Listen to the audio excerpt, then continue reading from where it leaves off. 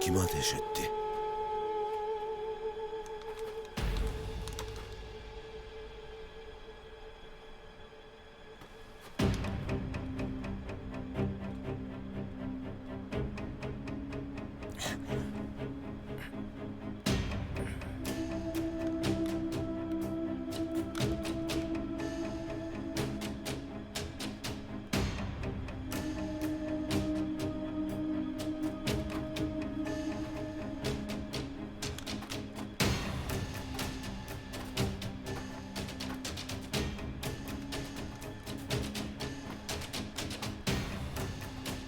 Bu da kim?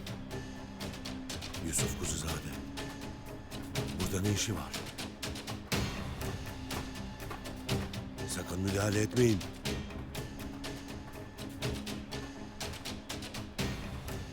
Emir almadan kimse ateş etmesin.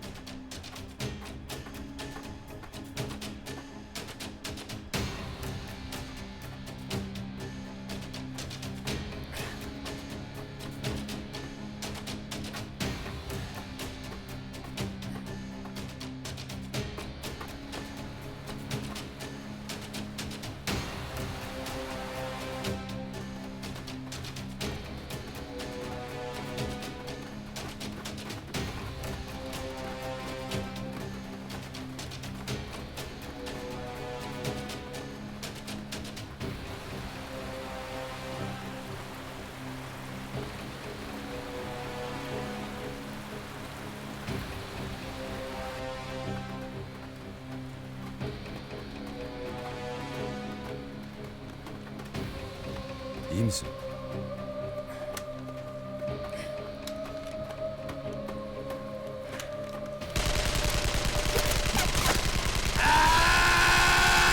Geç kaldın. O işi Yusuf Kuzuzade bitirdi. Tamam artık. Yorma kendini. Neden buradasın sen? Polat Alemdar'ı öldürmek için. Baban mı istedi bunu senden? Hayır. Bana bu görevi hepimizi yönetenler verdi. Görevi doğru kişiye vermişler. Onun cesedini bulmadan görevim tamamlanmış olmayacak.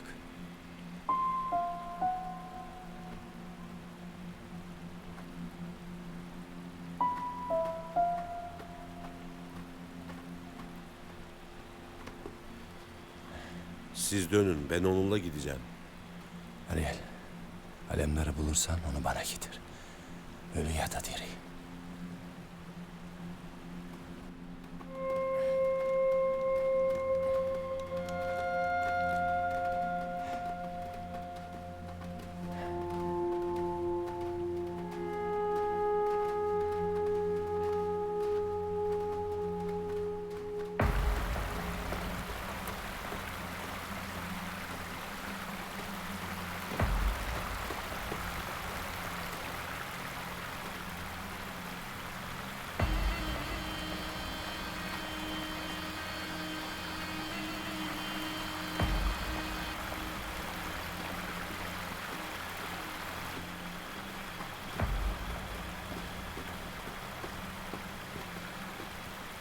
Yardım etmeye geldim. Adamların biri yukarı kısma baksın. Orada çamura saplanmış olabilir. Diğeri de kayalıklara baksın. Biriniz kıyıyı tarayarak yukarı, diğeriniz aşağıya gitsin. Her yere bakın.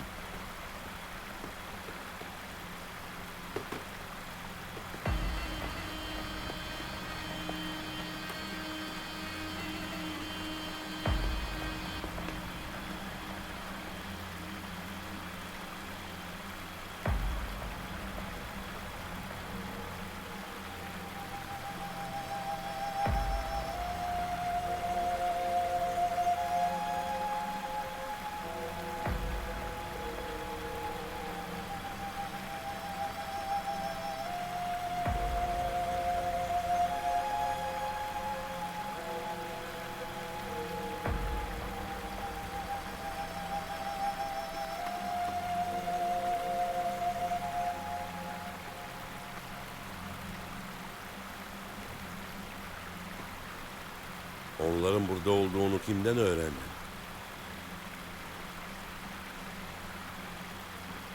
Polat Alemdar hakkında sizin bildiğinizden çok daha fazlasını biliyorum. Onu infaz etme görevinin sana verilmesine şaşırmamalı. Ben şaşırmadım. Ama endişelenmiş olmalısın. Polat'ı öldürmüş birinin Türkiye'de yaşaması biraz zor olmayacak mı? Polat Alemdar varken yaşamak kadar zor olmayacaktır.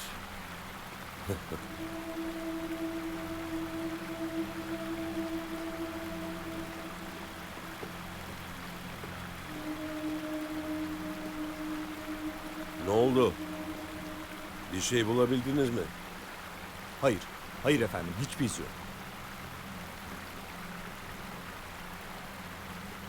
Bence artık gidelim. Buralar birazdan karışacak.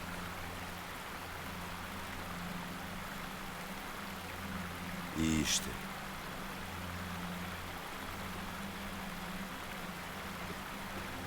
Gidelim.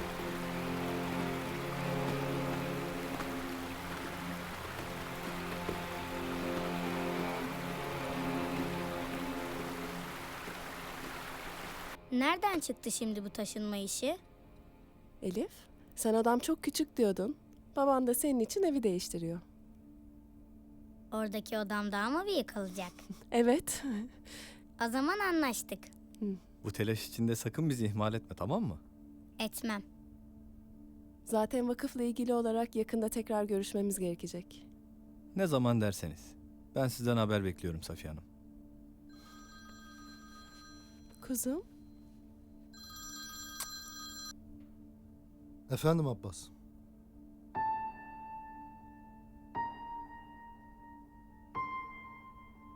Tamam. Hadi çıkalım biz de artık. teşekkür ederiz Hüdayi Bey. Her şey için çok sağ ol Hüdayi. Estağfurullah. Çok memnun oldum. Eyvallah.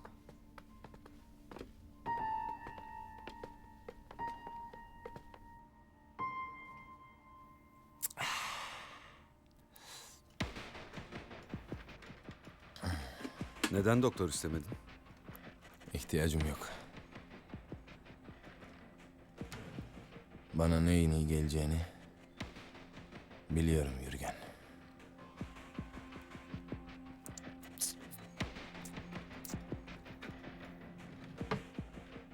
En iyi tedavi kapsamlı bir temizlikle başlar. Öyleyse Polat'ın temizlenmesi iyi bir başlangıç oldu. Ama bunu ben yapmalıydım. Hazırlıksız yakalandık. Asya'nın oyununa geldik. Asya ihanet etmez.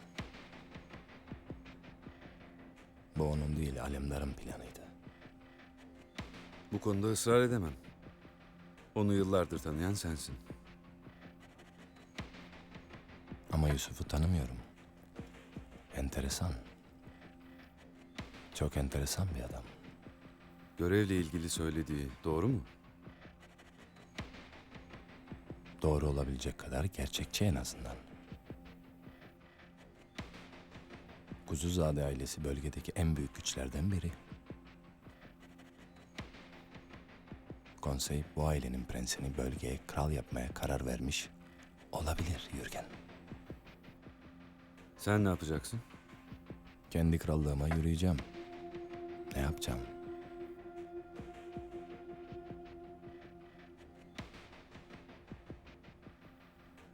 Polat'ın yokluğunda bölgeyi onun uzantılarından temizleyeceğim. Mücadelenin diğer aktörlerini yönetecek güce ve bağlantılara sahibim. Şedid de diğer terör grupları da benim çıkarlarıma aykırı hareket edemez.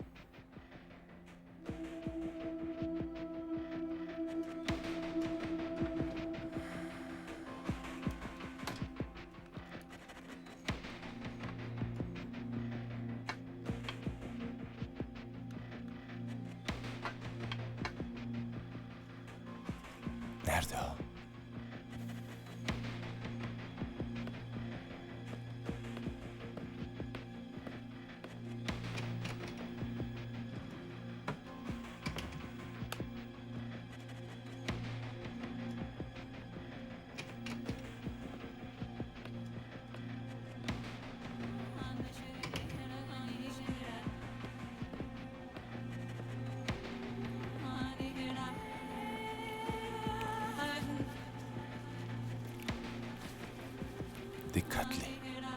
Dikkatli. İşte burada.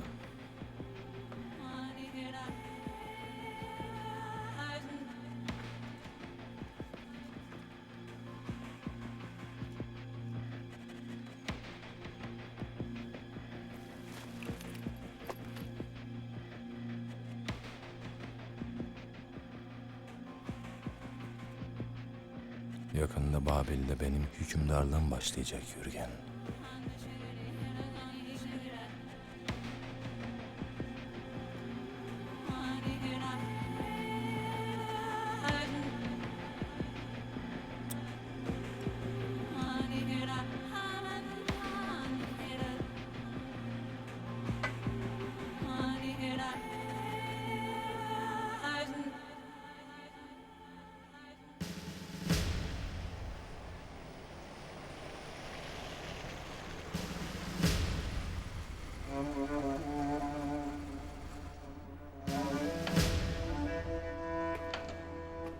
Dikkat!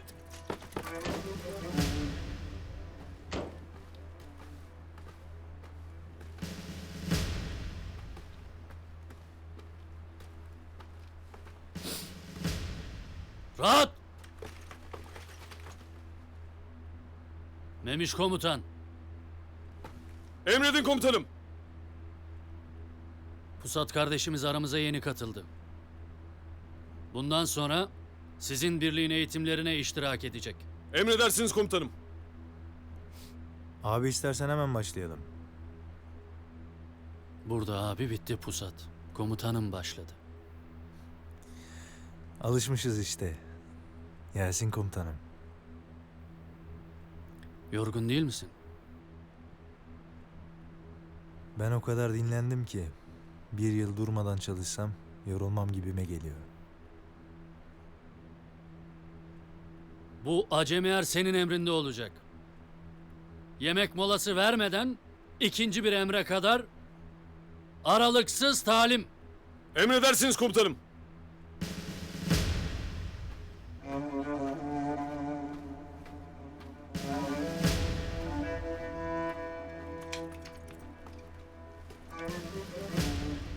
Benimle gel. Gelelim.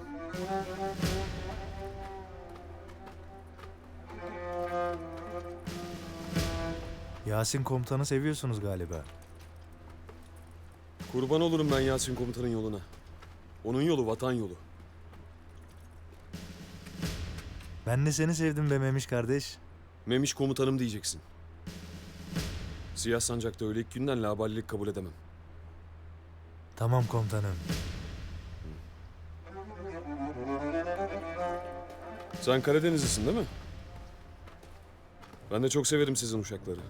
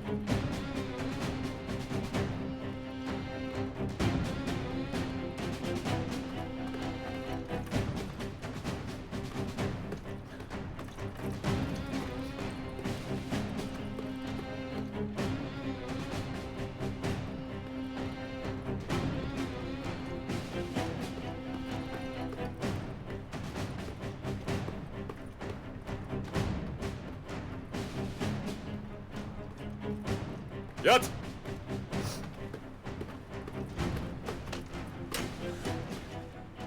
Yirmi şınav.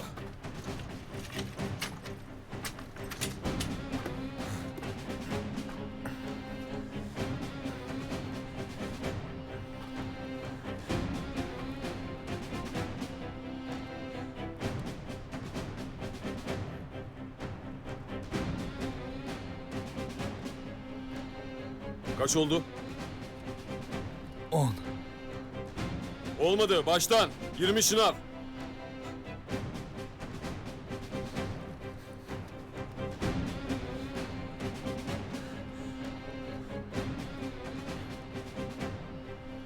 Kaç oldu?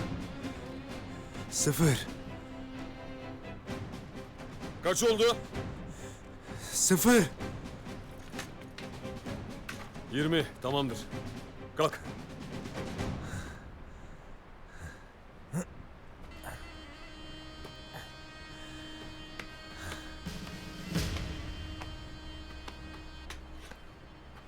Askerlik yapmadığım belli ama altyapı sağlam.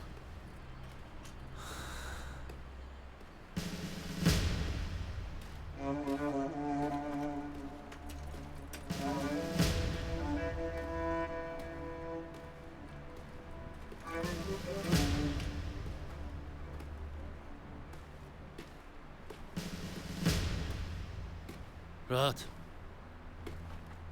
Bugünlük bu kadar talim yeter. Hadi. Sen yemeğe gitmemiş. Sağ olun komutanım.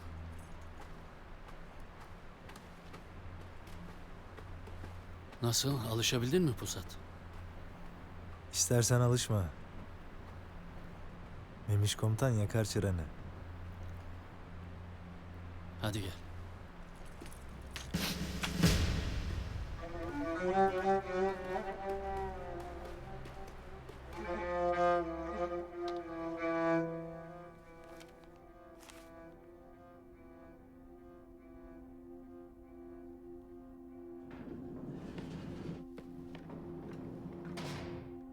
Hoş geldin. Merhaba. Nesi var? Bence büyük bir iş var. O zaman uzun süre nefes alamayacağız demektir. Bir sürü birikmiş iş talebi var. Sen çıkmadan bir liste hazırla. Asya gece bakar.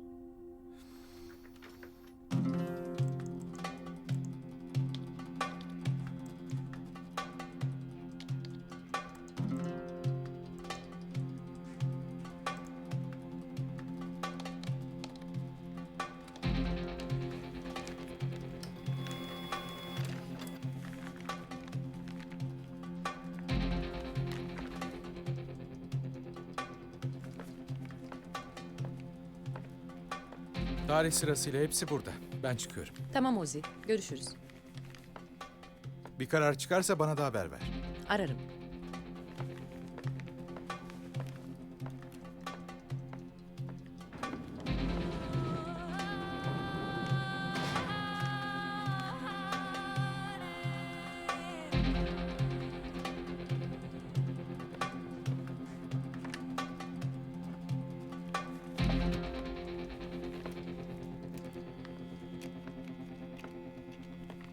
Ozi şimdi çıktı.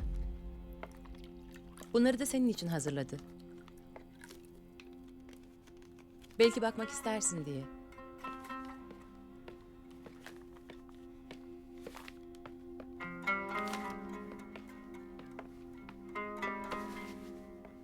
Bizden güvenlik hizmeti almak için başvuranların listesi. Çok ciddi talepler var. Bazıları uzun süredir bekliyor.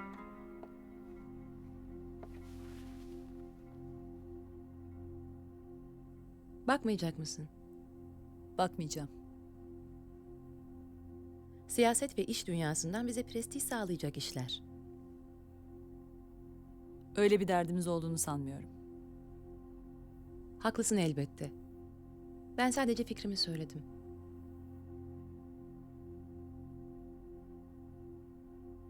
Yine de bu gece bir göz atarsan, hangilerini ekiplere vereceğiz, hangilerini bizzat üstleneceğiz bir karar vermek gerek. Karar verildi Meryem. Hepsine aynı cevabı gönderin. Devam eden işlerimiz dışında yakın zamanda bir iş almayı düşünmüyoruz.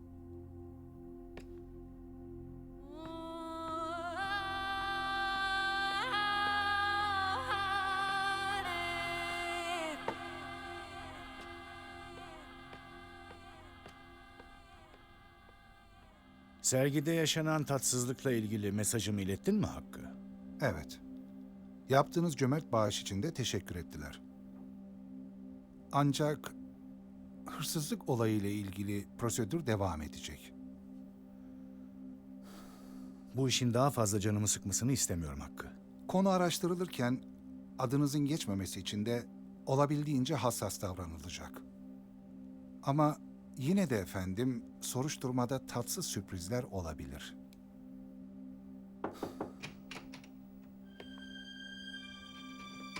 Gel Yusuf.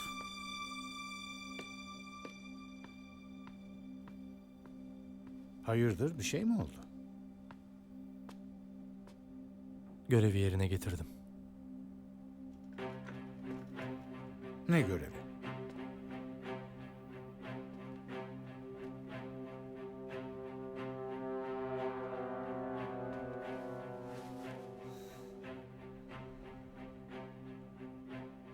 Polat Alemdar'ı vurdum.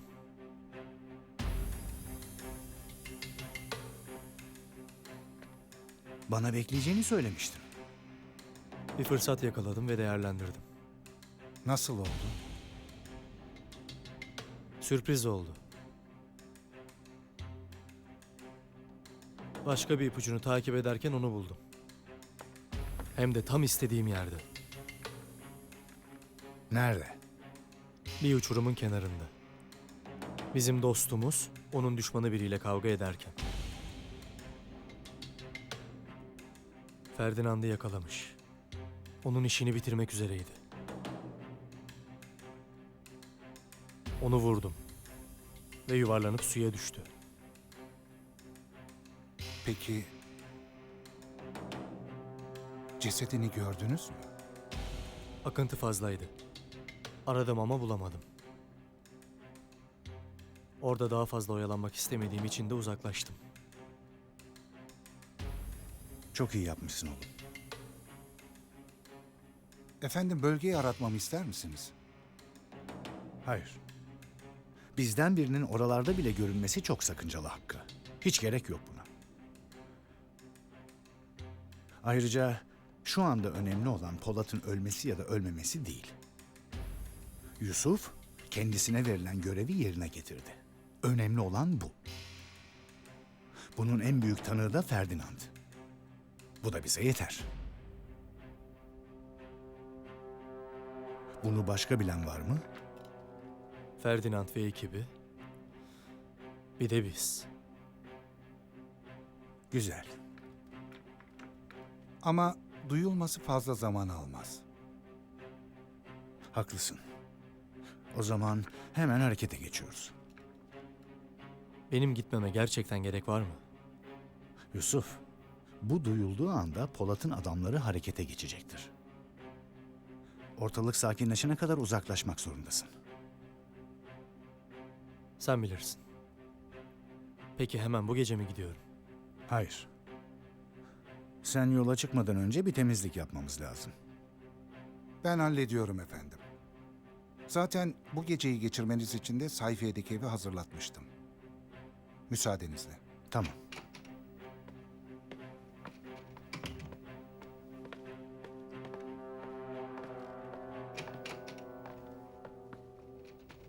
Hayırdır? Bir yere mi gidiyoruz? Senin akşam için bir planın yok değil mi?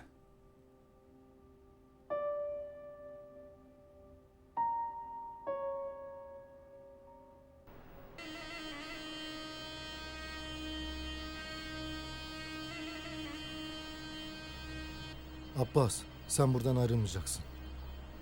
Buradan mı abi? Yok, şuradan.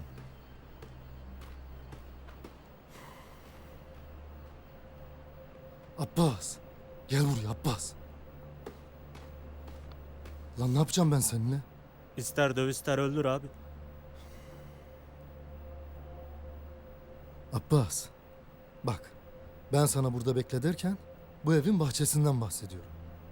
İçeriden Safiye Hanım ya da Elif'in sesleneceği kadar yakın ama onları rahatsız etmeyecek kadar uzak olacaksın. Anladım abi. Hadi hayırlısı.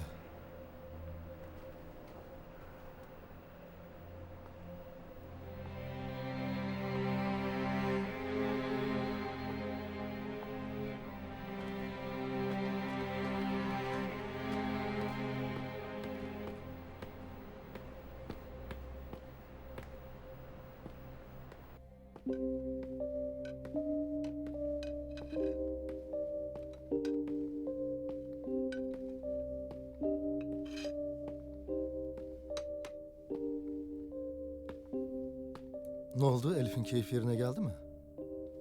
Biraz şaşkın ama mutlu. Odasının büyük olduğunu görünce çok sevindi. Cahit abimden haber var mı? İşi bitince arayacağını söylemişti. Vakıf işi için bir şeyler düşündün mü? Sibel'le biraz konuştuk. Yani önce şu vakfa gelen ihtiyaç sahiplerine biraz yardım etmeyi düşünüyoruz. Onlara kalacak yer ve iş imkanı bulmaya çalışacağız. Sibel yarın gelecek. Konuşuruz hep birlikte.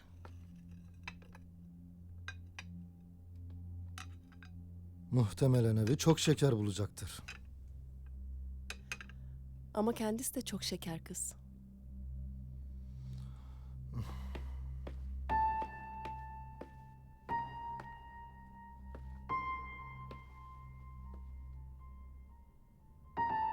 Hala kolileri açmamışsınız. Babam gelmeden her şey hazır olsun diyordunuz hani. Yardım et o zaman hadi. Şunları uzat. Ver. Yusuf Kuzuzade bizi şaşırtmaya devam ediyor. Ben de şaşırdığımı itiraf etmeliyim. Bu zamana kadar konseyin Yusuf Kuzuzade hakkındaki tasarrufunu anlamakta zorlanıyordum. Şimdi ne kadar isabetli öngörülerde bulunduğunuzu idrak ediyorum. Yusuf da ailesinin şimdiye kadarki duruşunu aşan bir şeyler var. Bundan yıllar önce bizim için çalışmayı reddettiğinde onu o zaman gözden çıkarmıştık. Konseyin kararı neden değişti efendim? Yusuf Kuzuzade suikastten kurtulup bugünlere geldi. Kendisini sınamak için verdiğimiz bu zor görevi kabul etti. Bugün de Polat Alemdar'a hepimizin gözleri önünde sıktığı kurşunla kendini ispat etti. Peki Polat Alemdar yaşıyorsa ne olacak? Elbette böyle bir ihtimali göz ardı ediyor değiliz. Ancak Yusuf artık tarafını net olarak herkese göstermiş bulunuyor. Bu aşamada önemli olan da bu. Bunu Ferdinand'la da paylaşmalısın. Yusuf'un değerini bilmesi, onun ve dolayısıyla bizim işlerimizi kolaylaştırır. Elbette Karun.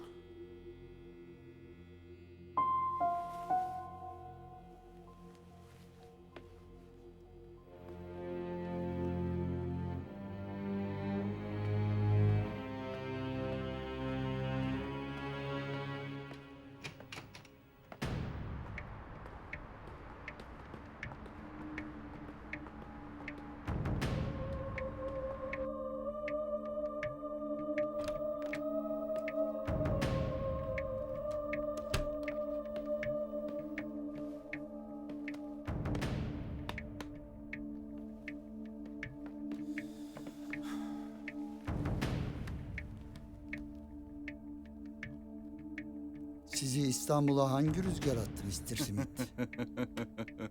Çöl rüzgarı diyelim. Avrupa'da olduğunuzu sanıyordum. Eylemleriniz tüm dünyada geniş yankı buldu. Çöldeki kum fırtınaları nerede doğuyor zannediyorsunuz? Kırmızı yağmur diye bir şey varmış. Çölden topladığı kumu Akdeniz üzerinden taşıyıp Avrupa'yı kızıla boyuyormuş. Bunlar şehir efsanesi Mete Aymar. Eğer bir yer kızıla boyanmışsa bu biz boyadığımız içindir. Bir yerde savaş yoksa bu henüz İngilizler istemediği içindir. İşte bu çok doğru. Bana çok önemli haberleriniz olduğunu söylemiştiniz. Biliyorsun, sana borçluyum. Rica ederim. Bu yüzden aldığım bu önemli haberi seninle paylaşmak istedim. Küresel güçler Türkiye'de Karahanlı Hanedanlığı yerine Kuzuzadelerin geçmesine onay verdi. Bu değişimin çoktan gerçekleşmiş olduğunu düşünüyordum. Yalnız unuttuğum bir şey var. Hanedan değişimi kansız olmaz. Önce iki taraf arasında da kan dökülecek.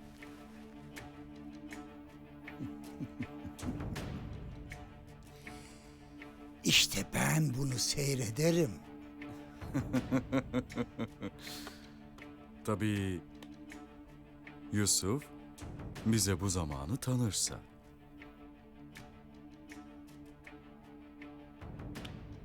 Ailesi adına hanedanlığın gücünü taşıyacak isim olarak Yusuf seçildi. Bunun olabileceğini çok önceden öngörmüştünüz. Evet ama bizim için şartların böyle olacağını öngörememiştim. Eğer onu durdurmanın yolunu kısa bir zamanda bulamazsak bize yaşama şansı tanımaz.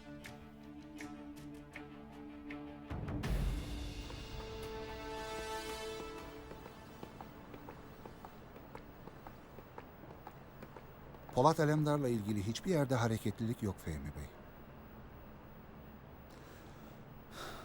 Bu ölüm sessizliği hiç ayrı alamet değil Hakkı. Oğullarınız bu gece burada güvende olacaklar. Yarın da Polat'ın adamlarıyla ilgili gerekeni yapacağız efendim.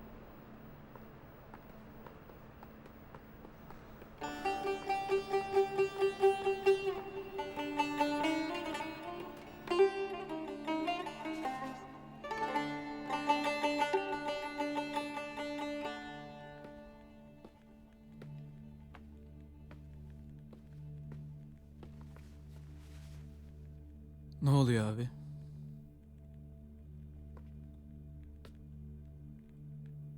Bunlara alışkın değil misin Kenan? Çocukken babamın benden bir şeyler saklayıp bunu yapmasına alışkındım. Ama şimdi ne olduğunu bilmek istiyorum.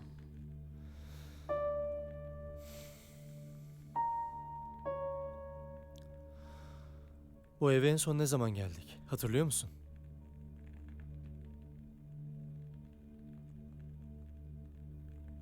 Lise mezuniyetinden sonraydı. Babam ikimiz için de parti vermişti. Bütün sınıf buradaydı. Yanlışın var. Bir kişi eksikti. Açmayalım şimdi eski defterleri.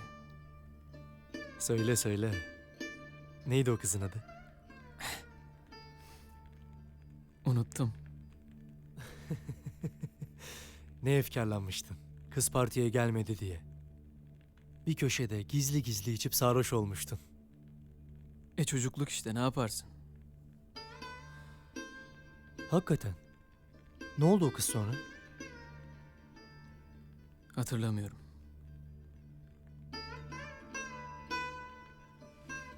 Biz kızlar konusunda senin kadar şanslı olamadık be birader.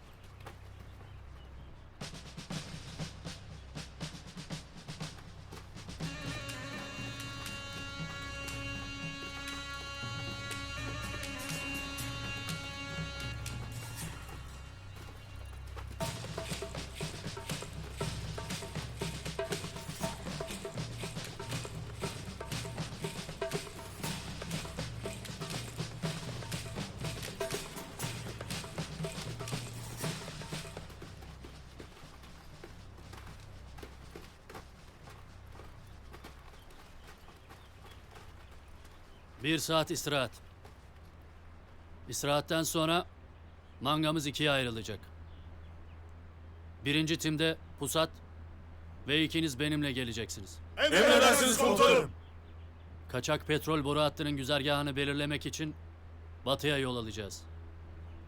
Memiş Çavuş, Emredin komutanım. sen ikinci timin komutanı olarak yol üstünde olduğunu bildiğimiz aşağıdaki Türkmen köyünü korumaya alacaksın. Biz arazideyken fırsat bilip köye saldırabilirler.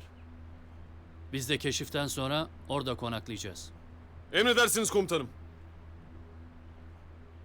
Şimdi hepinize afiyet olsun.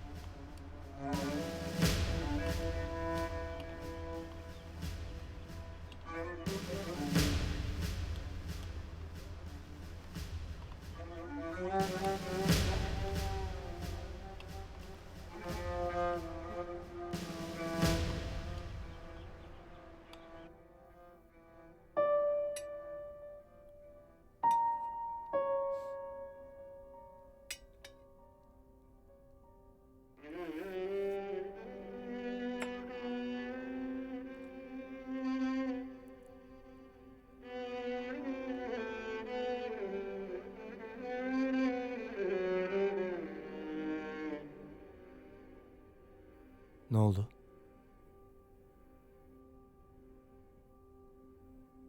Gece uyuyamadım. Neden rahatlamaya çalışmıyorsun biraz? Bana neler olduğunu anlatırsan rahatlayacağım. Dün geceden beri lafı değiştiriyorsun.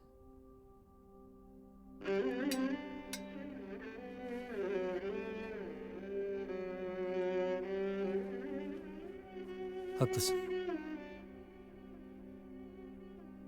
Senden 5 dakika önce doğdum diye sana küçük kardeş muamelesi yapmaya hakkım yok.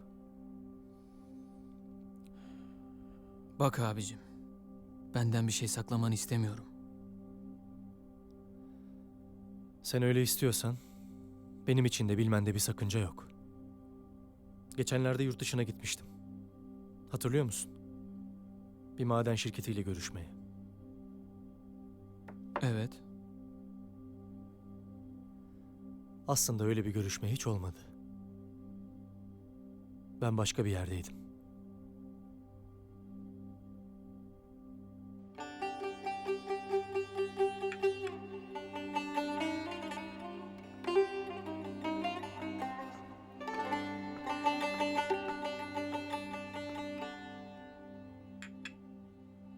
Bir haber var mı Hakkı? Efendim adamımızdan haber geldi. Harekete geçmişler. Güzel. Ne zaman biter işleri? Uzun sürmez. Çocuklar uyandı mı? Evet, kahvaltı yapıyorlar. Size de yiyecek bir şeyler getirmelerini söyleyeyim mi? Yok. Sağ ol. Anlamadığım bir şey var. Niye bu kadar önemli bir toplantıya babam değil de sen katılıyorsun? Dedemin kararı. Eminim İngiltere'de gittiğin okulun da kayıp olduğun döneminde bununla bir ilgisi vardır. Peki sana verdikleri görev neydi? Burada saklanmamıza yetecek kadar tehlikeli bir görev. Bu kadarını bilmen yeterli.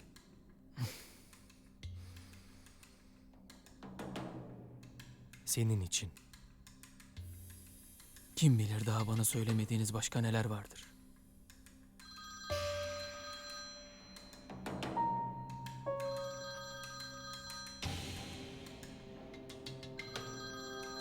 Bu telefona bakmam gerek. Sen kal. Ben çıkarım.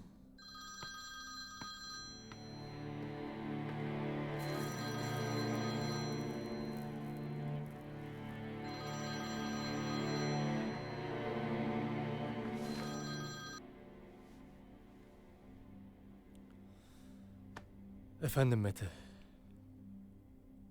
Şu anda gelemem. Uygun olduğumda ararım.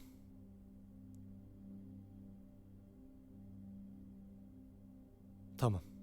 Merak etme, mutlaka ararım.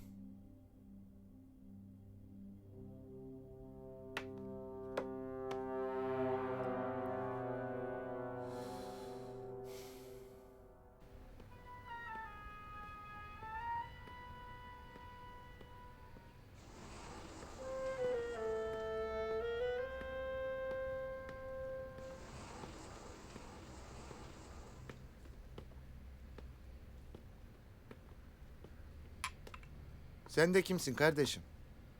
Hüsnü Yalın Kılıç. Hayrola Hüsnü, bize hediye mi getirdin? Sizin bu konuda sergilediğiniz esprili yaklaşım hastanemizin yükünü hafifletmiyor Erhan Bey. Anlatabiliyor muyum? Dur alayım ben senin yükünü o zaman.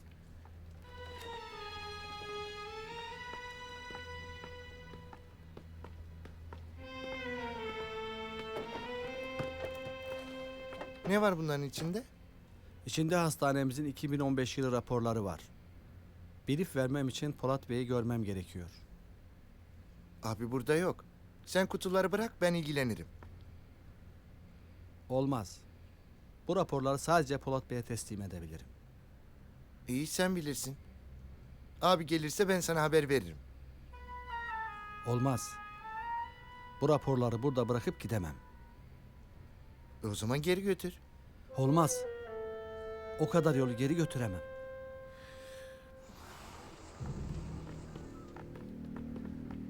Erhan abi, arkadaşlar emniyetten gelmişler. İyi günler Erhan Bey. İyi günler gülüm, hoş geldiniz. Hayırdır? Erhan Bey, Polat Alemdar burada mı? Abi burada yok. Ben yardımcı olayım. Konu nedir? Konuyu izah etmeye yetkim yok. Ama Polat Bey yoksa sizin emniyete kadar gelmeniz gerekecek. Hakkınızda yazılı emir var. Benim hakkımda mı? Evet, sizinle Cahit Bey hakkında. Cahit de burada yok. Onu da almamız gerekecek. O zaman çıkalım da onu da ararız. Buyurun. Erhan abi. Hayırdır? Önemli bir şey yok Muhsin. Sen buraya göz kulak ol, döneceğim ben. Tamam.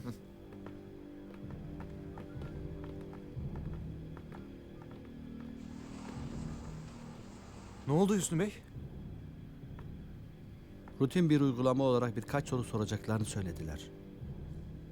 Ama bunun dışında bir şeyler olabilir. Ne olabilir? Polat Bey'in nerede olduğunu biliyor musunuz Muhsin Bey? Hayır. Dünden beri kendisi hiç haber vermedi. Kesin tuzak var. Fakat ben Polat Bey'in eskiden yaptığı bir operasyonu hatırladım. İçerideki arkadaşları çıkartacak bir planım var. Bu koliler sana emanet. Benim hemen alışveriş yapmam lazım.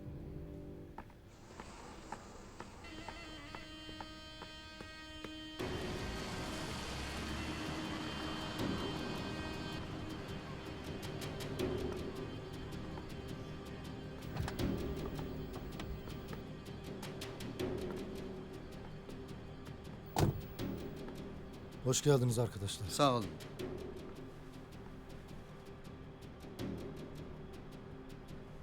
Çevreden yanlış anlaşılmasın, rahatsızlık olmasın diye sivil geldik Cahit Bey. Eyvallah. Hayırdır?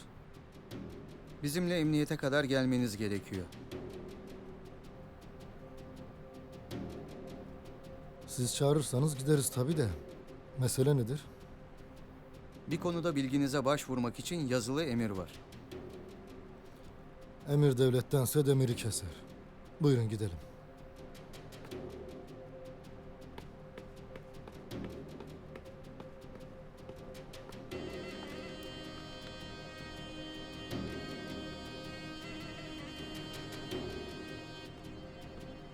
Buyurun.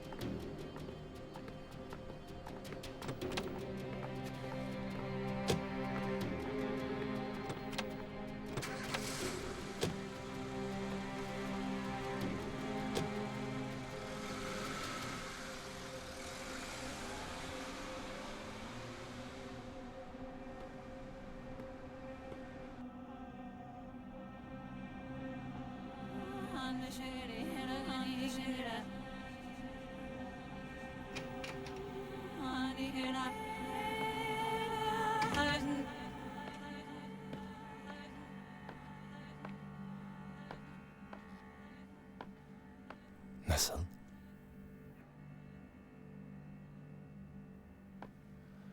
Buraya çok yakışmış.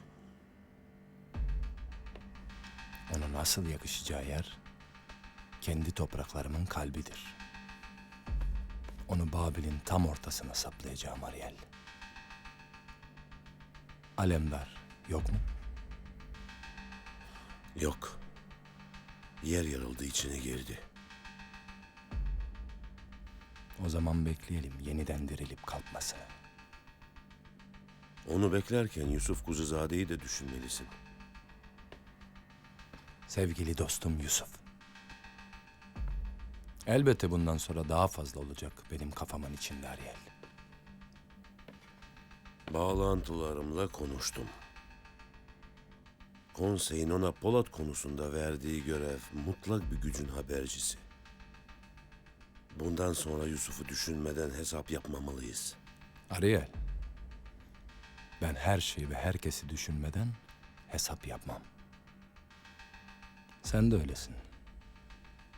Ama enteresan. Neden Yusuf konusunda beni uyarma ihtiyacı hissettin? Onda farklı bir şeyler görüyorum. Senin düşmanın değil, dostun olmayı hak edecek kadar ekstra bir adam. İşte gerçek bu.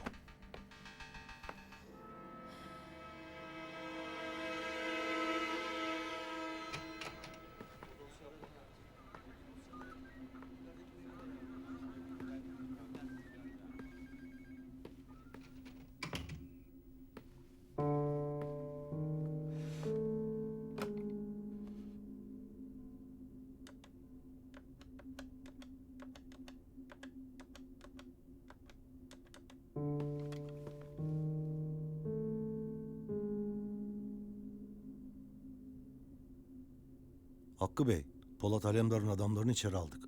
Teşekkürler. Bu bilgiyi gerekli yere ileteceğim. Saygılar efendim.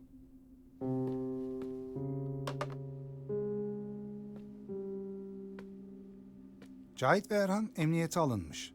Siyah Sancak Komutanı ve Pusat da İstanbul'da değiller. Güzel. O zaman bize ayak bağı olacak kimse kalmadı Hakkı. Hayır efendim, kalmadı. Ben çocuklarla konuşayım, sen de çıkış için hazırlıkları yap. Tamam efendim.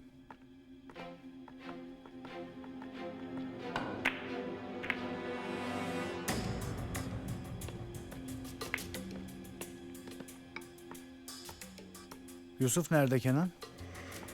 Eminim önemli işleri vardır baba. Kenan. Burada durmanıza artık gerek kalmadı. Şoför seni istediğin yere götürebilir. Şu an sadece spora gitmek istiyorum. Belki orada biraz rahatlarım.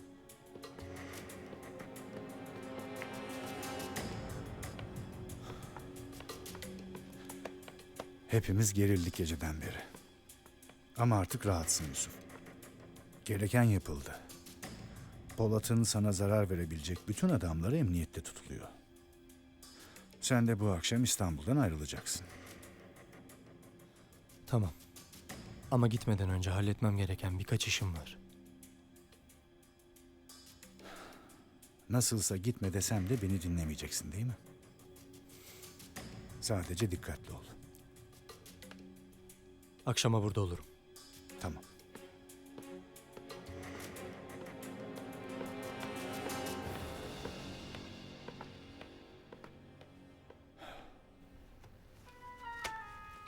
Hüsnü Bey, burada çiğ köfte yapılır mı? Deli misin? Ama sizi tenzih ediyorum Muhsin Bey. Ben burada çiğ köfte yapmıyorum. Arkadaşlarımızı içeriden çıkartmak için plan yapıyorum. Detayları size açıklayamam.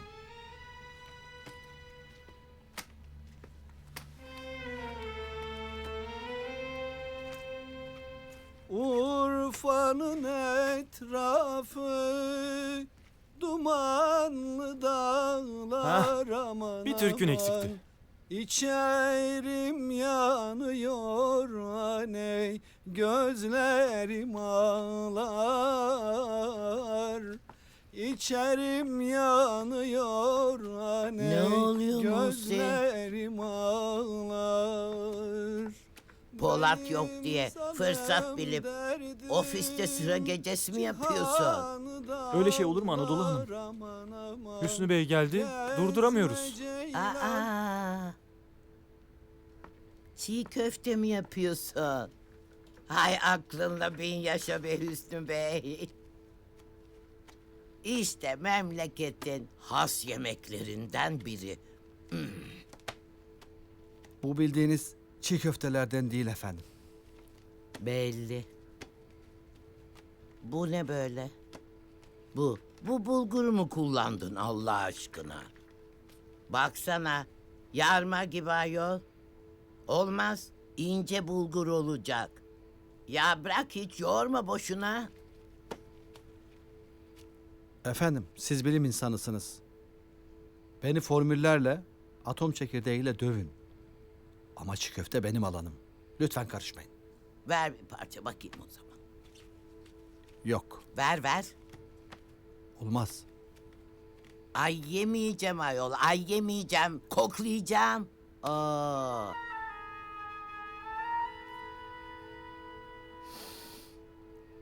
Senin kullandığın et de et değil ki evladım. Ne bu? Saf GDO. Mide mi dayanır buna? Öyleyse doğru yoldayım. Yanlış yoldasın. Artık çok geç efendim. Bırakın yapsın Anadolu Hanım. Bunu kimsenin yemek isteyeceğini de sanmıyorum zaten. Muhsin mantıklı konuşuyor. Siz bilirsiniz. Ama bunu yiyen iflah olmaz. Benden söylemesi sana.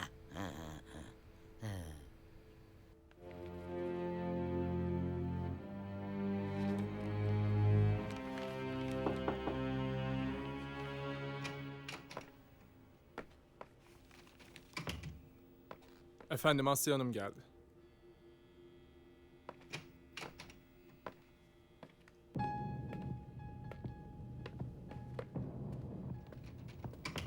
Hoş geldin Asya. Teşekkür ederim.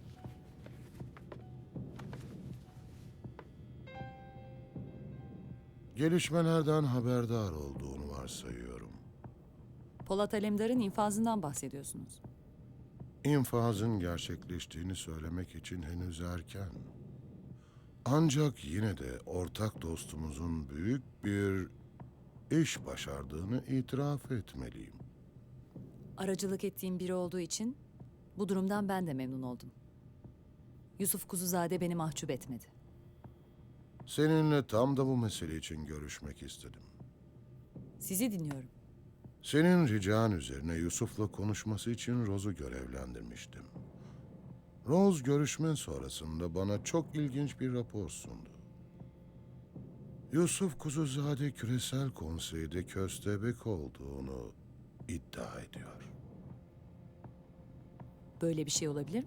Polat Alemdar konseydeki çok önemli bir aile üyesiyle bağlantıları olduğunu, birlikte hareket ederlerse sistemi çökertebileceklerini söylemiş. Bu çok ilginç bir iddia. Son derecede cüretkar. Yusuf bu iddiasını desteklemezse ağır bir bedel öder. Planınız nedir? Polat Alemdar üzerinden bu iddianın izini sürmemiz şu an için mümkün değil. Yusuf konseye ne gibi deliller sunacak bunu zaman gösterecek. Her halükarda kendi araştırmamızı yapmak zorundayız. Yüce Konsey için her türlü göreve hazırım. 10 yıl kadar önce ailelerimiz arasında sarsıcı bir hesaplaşma yaşandı. Ve mesele asla aydınlatılamadı. Rusya'daki hanedanımız bu hesaplaşma neticesinde dengeleri değiştirecek bir güç elde etti. Ancak aleyhte bir delil bulunamadığından konsey harekete geçemedi. Son zamanlarda yaşadığımız birkaç hadise ve bu köstebek iddiası şüphelerimizi güçlendiriyor. Durum tahmin ettiğimiz gibi ise Rusya'da da hanedan değişimi gerekebilir. Tabii bunun için Ruslardan bir Yusuf Kuzuzade çıkar mı bilmiyorum. Senden bu meseleyle ilgilenmeni istiyorum. Ne gerekiyorsa yaparım. Rusya'ya gideceksin ve orada bizim için çalışan biriyle buluşacaksın. Ailesiyle temasa geçmeni o sağlayacak.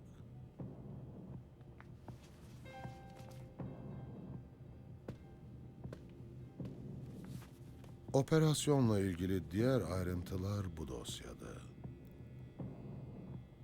Ya durum düşündüğünüz gibi değilse? O durumda ne yapmamı emredersiniz?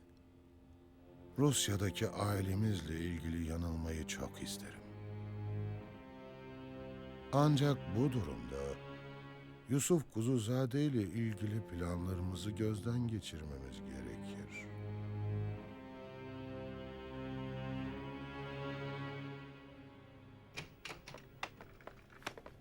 Buyurun.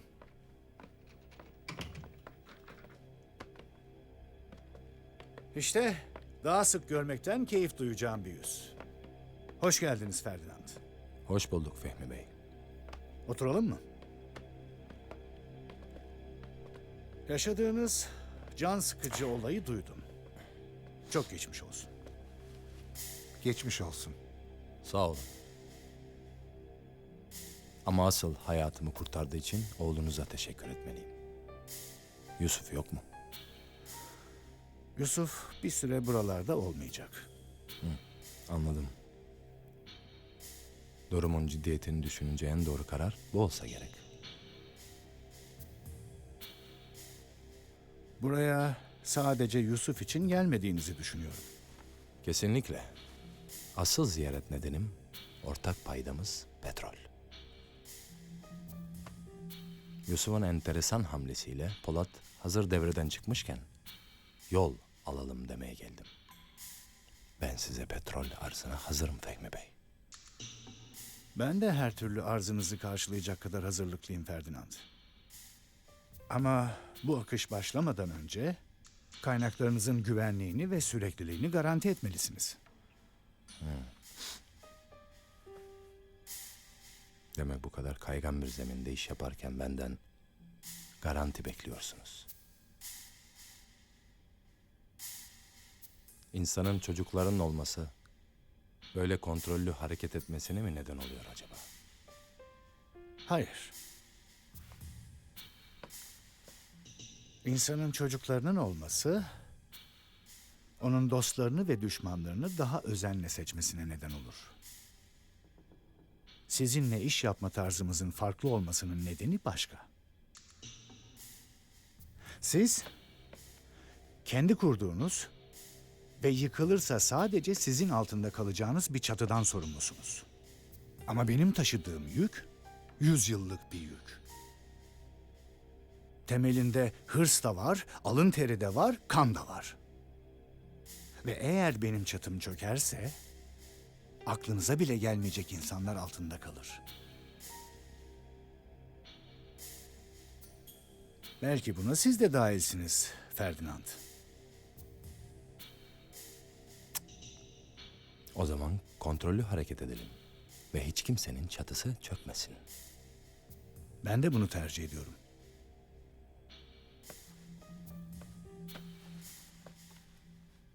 Bugün bölgeye hareket edeceğim. Oradan alacağım sonuçlar kesinlikle tatmin edici olacaktır. Bir dahaki görüşmemizi somut rakamlar üzerinden yapmayı ben de çok isterim. Umarım o zaman Yusuf da aramızda olur Fehmi Bey.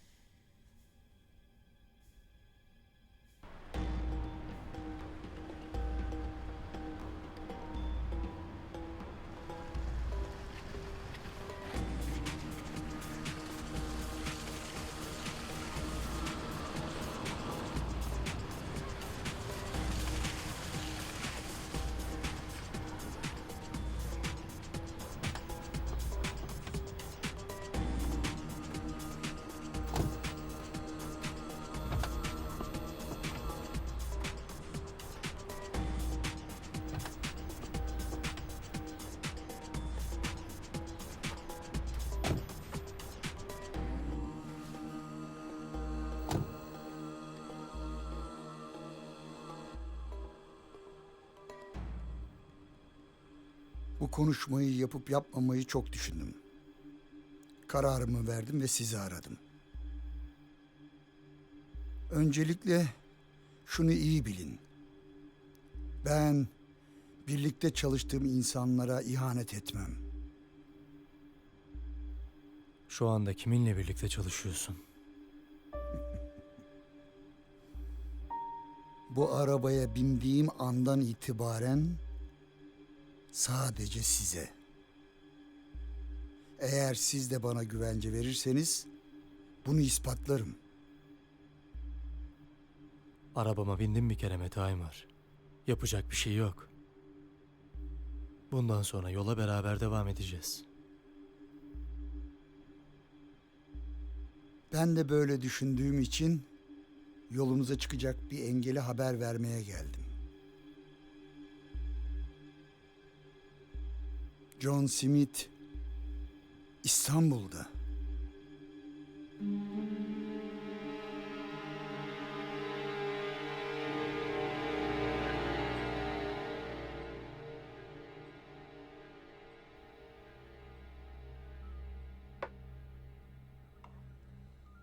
Abi bu şekilde de olsa sizlerle konuşmak keyifliydi.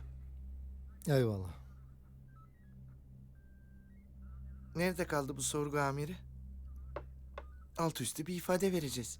Bizim de bilgimiz yok Erhan Bey. İsterseniz bir kez daha sordurayım. Gerek yok kardeşim.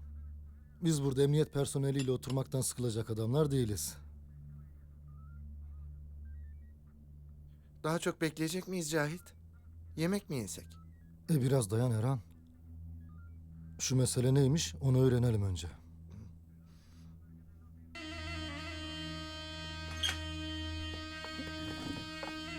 Buyurun abi. Çıkın dışarı.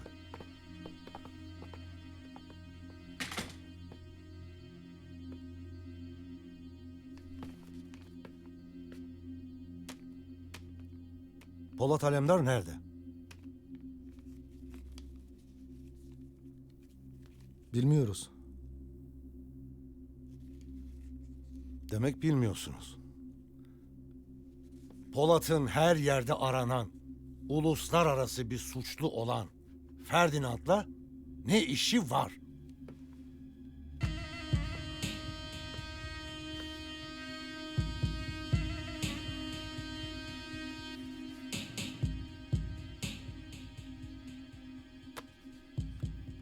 Bunu kendisine sormanız gerekmiyor mu? Bakın konuşmazsanız bu sorgu bitmez. Polat Alemdar Ferdinand'ı nereye götürüyor? Bence siz sorgulayasınız diye size getiriyordur. Bence de. Tamam. İstediğiniz gibi olsun. Siz Polat Alemdar'la ilgili konuşana kadar misafirimsiniz.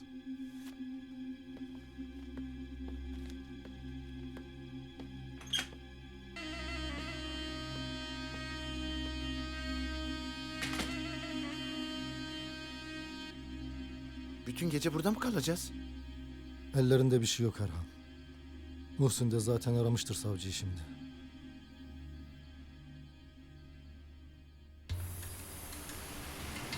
Burada dur. Sen buradan geri dönebilirsin. Efendim siz şirkete dönmeyecek misiniz? Sen dön. Kimseye de bir şey söyleme. Ben işimi bitirince geleceğim. Peki Yusuf Bey.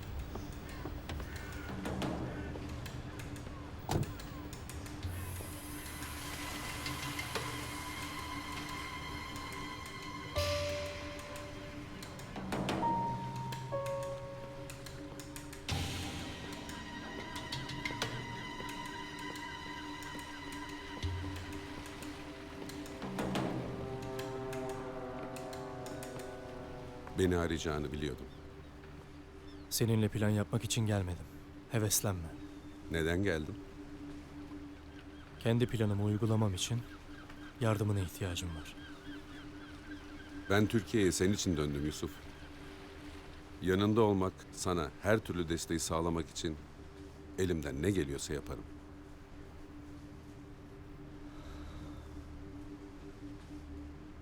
Polat Alemdar'ı vurdum. Bana konsey tarafından verilen emri yerine getirdim. Artık onların masasına oturup oyunlarını bozmak için bir engelim kalmadı. Polat öldü mü? Vurulduktan sonra uçurumdan suya düştü. Cesedi henüz bulunamadı. Bunun yaratacağı sorunları hesap ettin mi? Polat'ı öldürme görevini aldığımda bunun kolay olmayacağını biliyordum. Ve zaman kazanmak için bir oyun kurdum. Nasıl bir oyun? Konseye kendi adamları içinde bir hain olduğunu söyledim. Onlar da benden bunu ispat etmemi istediler. Böylece hem zaman kazanmış olacak, hem de sistemlerinin Orta Doğu'daki kilit ismini ortadan kaldıracaktım. Köstebek diye onların önüne atacağım yemi buldum. Kim? John Smith. Önce onun hain olduğuna herkesi inandıracağım. Sonra da bana yaptıklarının hesabını sorup ortadan kaldıracağım. Peki nasıl olacak bu? Smith'in İstanbul'da kullandığı mekanı öğrendim. Sen bana o binanın planlarını ve krokisini bulacaksın. Ve oraya girip Smith'in beynini çalacağım. Hemen hallederim.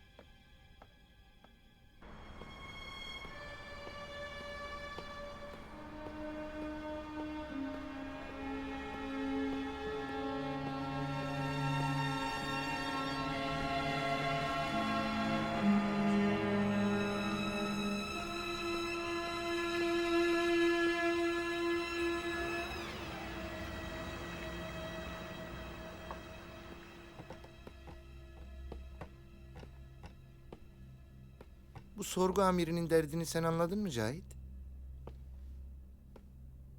Birilerinden emir almış Erhan. Verilen görevi yapıyor. İçeride olmamız birilerinin işine geliyor demek ki.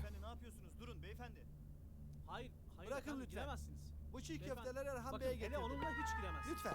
Bu gürültü de ne? Ama böyle olmaz. Hüsnü'nün sesi. Lütfen ısrar etmeyin. Hayır. Bu çiğ Beyefendi, köfteler Erhan Bey beyefendi, yemeden lütfen. hiçbir yere gitmem. Olmaz beyefendi, sizi içeri alamam. Bakın saygıdeğer kamu görevlileri. Erhan Bey ofisten yemek yemeden çıktı. Çok acıkmıştır şimdi.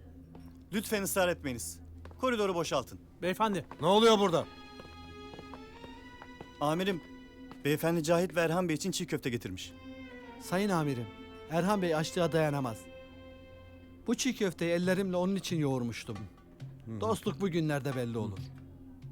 Burası emniyet beyefendi. Kebap salonu değil. Dışarıdan yiyecek sokmak yasak. Burada torpil de sökmez. Ama bu çiğ köfteler ne olacak? Ziyan olmasın diyorsan masaya bırak. Şuraya. Tamam mı? Yiyen yer, yemeyen de artık kendi bilir. Amiri duydunuz Erhan Bey'i beyefendi, bir lütfen görseydim, ısrar etmeyin artık. Azıcık yedirip Hadi lütfen. gideceğim. Lütfen. Ne yapıyor böyle? Bize verin, biz hallederiz beyefendi. Lütfen ısrar etmeyin artık. Arkadaşınız size çiğ köfte hazırlamış. Müthiş. Çok lezzetli.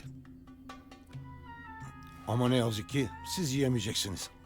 Buraya dışarıdan yiyecek girmesi yasak. Çiğ köfte mi? Beyefendi. Bir müsaade etseniz. Beyefendi lütfen. Amirim size savcılığın yeni talimatını getirdim. Ne talimatı o? Cahit Bey ve Erhan Bey'i tahliye etmemiz gerekiyor. Ne tahliyesi? Onların sorgusu daha bitmedi. Talimat bu yönde amirim. O zaman bize müsaade. Bir dakika. Amirim iyi misiniz? Amirim şöyle oturun. Bir dakika izin verin. Amirim neyiniz var? Ne yapıyorsunuz? Ne? Amirim ne oldu? Cahit Bey, şunu hemen yutun. Merak etmeyin. Sizi buradan çıkaracağım. Ne çıkarması Hüsnü? Ne yapıyorsun sen? Ya yut şunu. Çek şunu. Yeme Cahit. Sakın yeme. Aç ağzını. Aç. Tamam. Hüsnü. Aç ağzını. Beyefendi sorgu odasına yiyecek sokmak yasak. Tamam. Cahit Bey siz de artık serbestsiniz. Çıkabilirsiniz. Çıkıyorlar mı? O halde sakın yemeyin. Ben size dışarıda ısmarlarım. Yok iyiyim sağ ol. Buyurun, yiyin. Yürü Hüsnü, yürü. İyisiniz değil mi? Amirim iyi misiniz? Ambulans çağıralım mı? İyiyim. Su- Birazcık su kramp girdi getireyim ben. sanki. Yandı gülüm keten elva. Geçmiş olsun Kolombo. Amirim.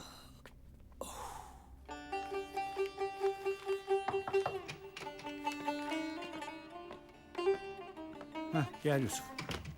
Bitti mi işleri? Bitti. Tamam. O zaman daha fazla vakit kaybetmeden hemen yola çık. Ben hazırım. Sizin için nasıl uygun olacaksa öyle yapalım. Hemen çıkabiliyor mu Hakkı? Biz farklı saat ve yerler için uçuş hazırlıklarımızı yaptık. Ne zaman isterseniz hareket edebiliriz. Bence beklemeye gerek yok. İlk uçakla gidersin. Gideceğim yeri seçebiliyor muyum? 7 ayrı yer için bilet alındı. Yusuf.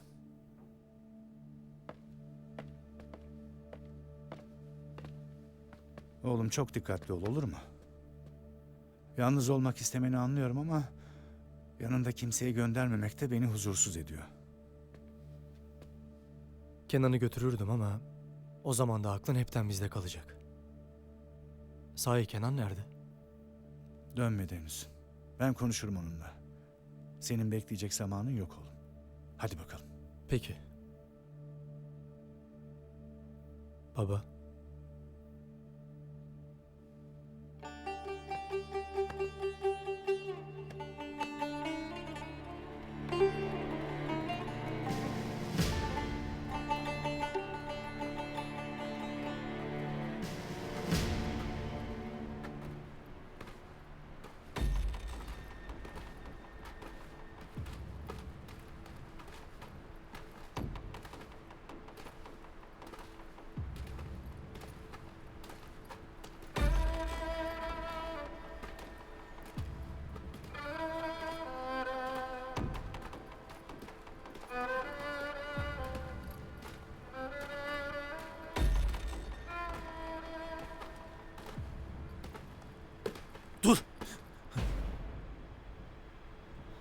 Mayına bastın, sakın kıpırdama. Mayın mı? Evet, sakın hareket etme. Sakin ol, kımıldama.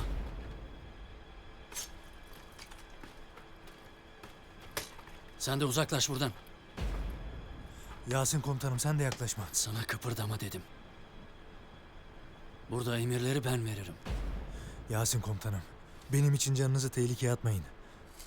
Merak etme, halledeceğiz.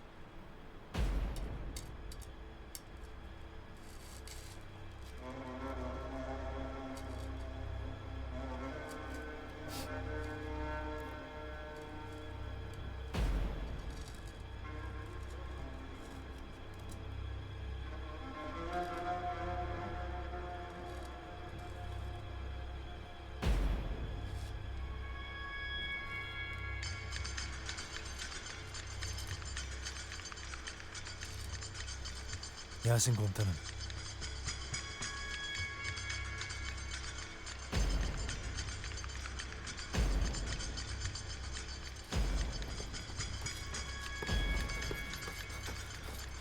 Dur! Yaklaşma, mayın var. Boru hattını takip ettik. Dark River elemanına rastlamadık. İş makinelerinin oraya baktınız mı? Orada da kimse yok komutanım. Toparlanın. Diğer ekibin yanına gidiyoruz. Emredersiniz komutanım. Hadi acele edin hadi. Ben ne olacağım? Yürü sen de. Mayın falan yok. Ulan.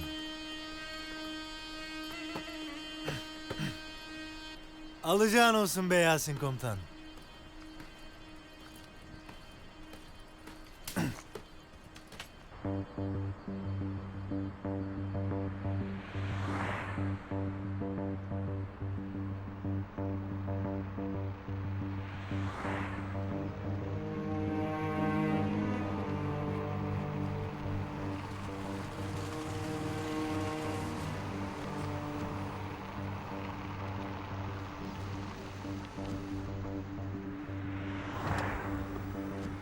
Niye burada durduk? Dikkat çekmemek için sizi buradan uğurlayacağız. Fehmi Bey havaalanına normal bir yolcu gibi girmenizin daha güvenli olacağını söyledi. Babam bu işleri iyi bilir. O nasıl söylediyse öyle olsun. Siz buradan taksiyle devam edeceksiniz. Biz de havaalanına kadar sizi takip edeceğiz. Anladım. Yolculuk ve sonrası için kısa vadede gereken her şey hazırlandı. Pasaport ve evrak da çantanın içinde. Gereken her şey hazır. Siz hiç merak etmeyin. Sağ ol. İyi yolculuklar. En kısa zamanda görüşmek üzere. Kenan'a selam söylemeyi unutma. Unutmam.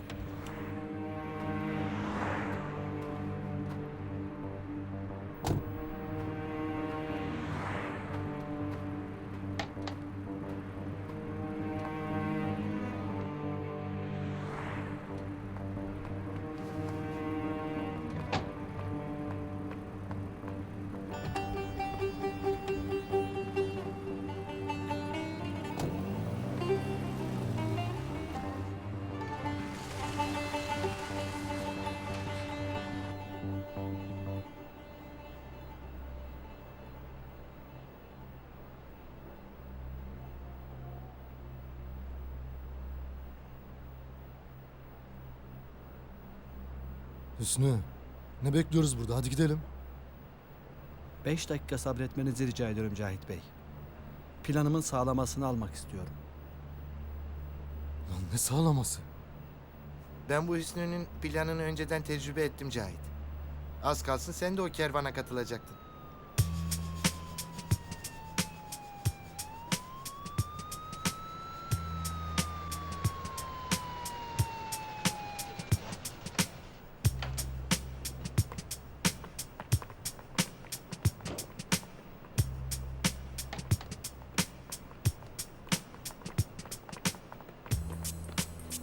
İşte planımın sağlaması.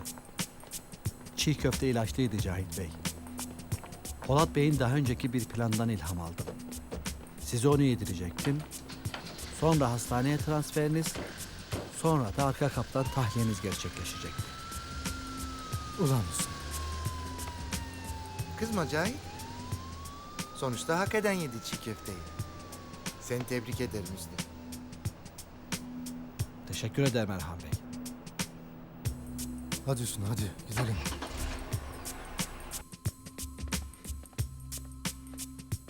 Hala kiminle buluşacağımızı söylemedin. Birazdan göreceksin.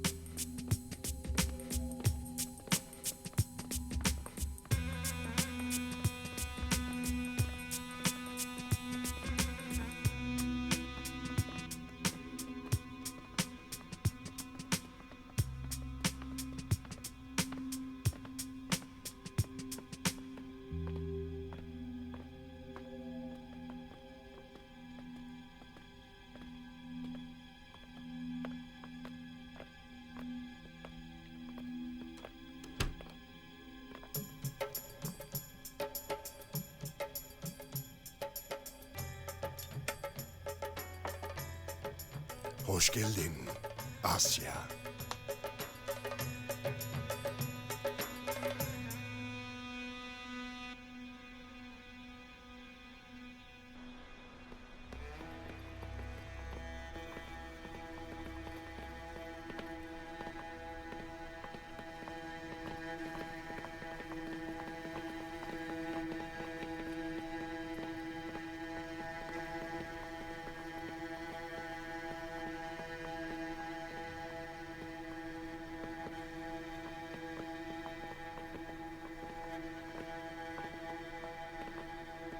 Bakın yaşıyor mu?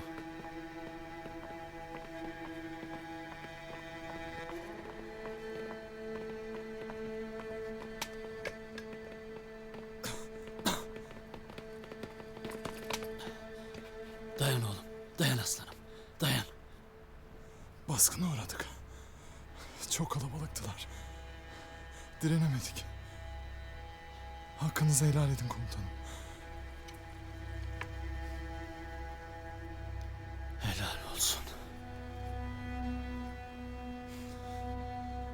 Eşhedü en la ilahe illallah. Eşhedü enne Muhammeden abduhu ve resulü.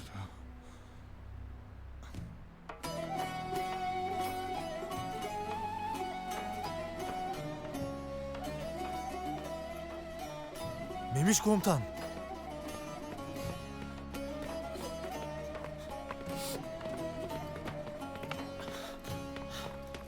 Memiş. Memiş komutan.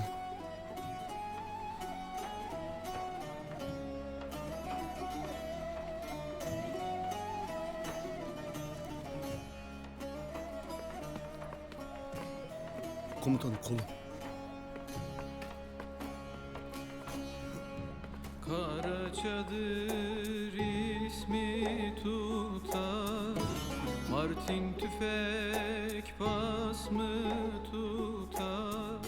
Ağlayanım anam bacım, elin kızı yas mı tutar? Elin kızı yas mı tutar? Ağlayanım anam bacım, elin kızı yas mı tutar? Elin kızı yas mı tutar?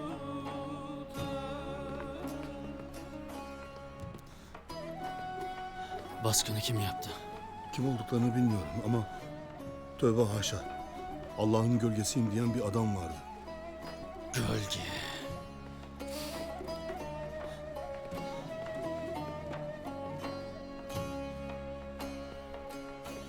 Ne tarafa gittiler?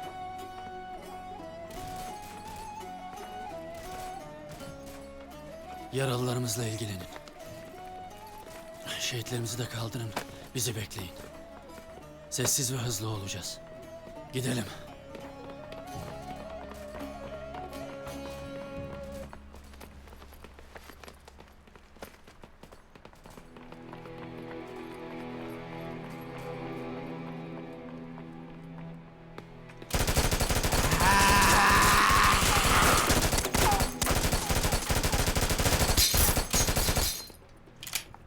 Şarj.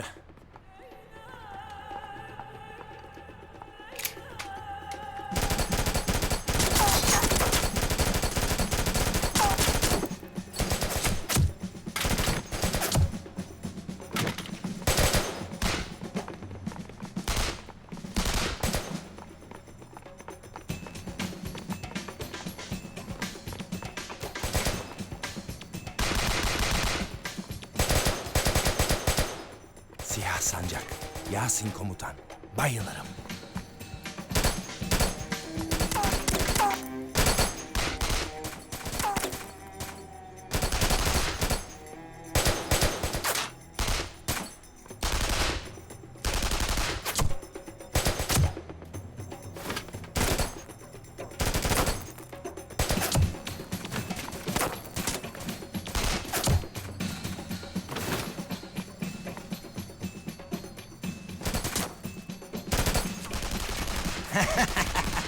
Bu kadar eğlence yeter.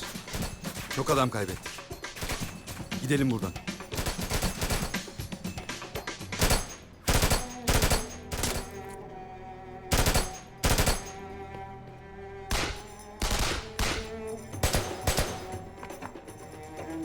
Gidelim.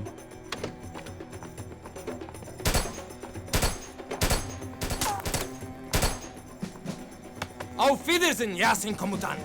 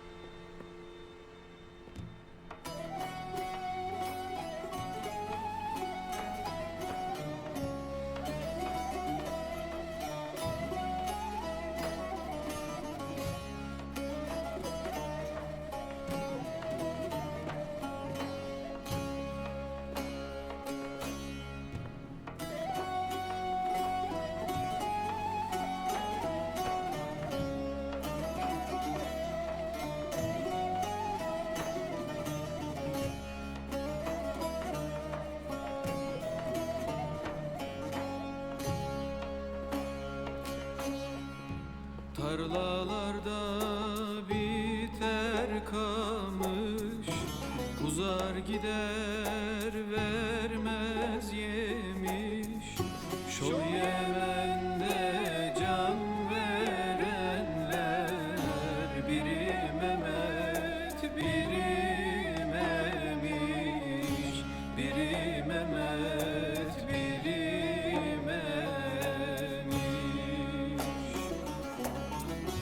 Şol Yemen'de can verenler, biri Mehmet, biri Memiş, biri Mehmet, biri Memiş.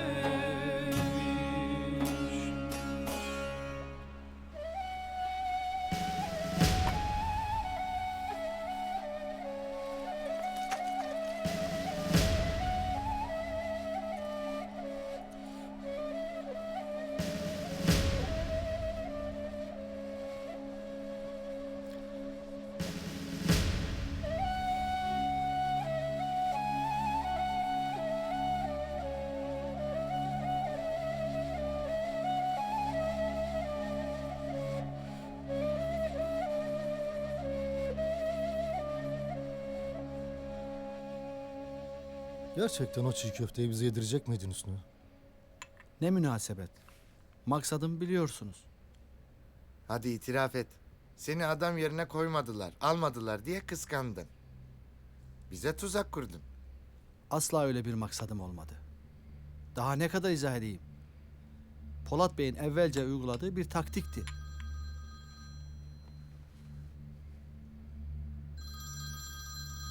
Pusat arıyor. Bence buralara alışamadım abi. Askerlik bana göre değilmiş deyip merkeze tayinini isteyecek. Hayırdır Pusat? Baskın uğradık abi. Polat abiye ulaşamadım, size haber vereyim dedim. Durumunuz nedir? Yasin komutan da. Ben de hayattayız ama şehitlerimiz var abi. Kim saldırdı size Pusat? Gölge denen o şerefsiz abi. Gölge mi? Nasıl olur? Gölge abinin elindeydi.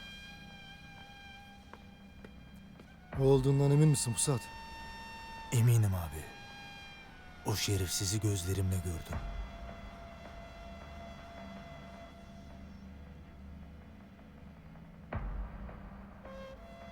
O herif Suriye'deyse abi nerede?